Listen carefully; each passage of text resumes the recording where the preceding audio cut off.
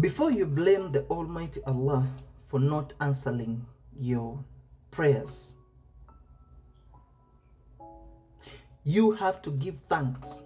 You have to thank Him for not responding immediately and for not punishing you immediately based on your deeds and based on your sins.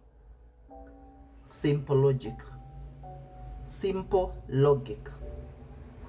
Before you get crazy and say, this is not happening, why this is not happening, why this is not happening.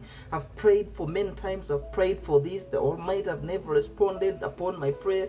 I've prayed for this for many times. I've prayed for the Almighty for the better life. I've prayed for the Almighty. I've prayed to the Almighty for the good life.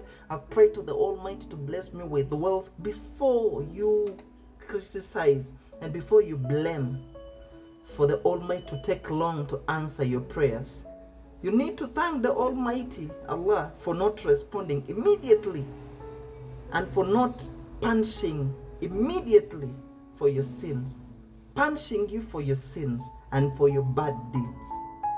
Because on a single particular day, we are engaging in sins and in bad deeds.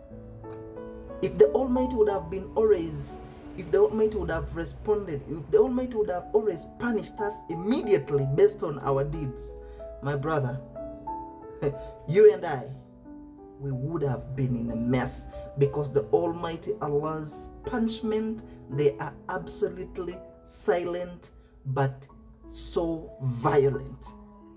Trust Allah's plan.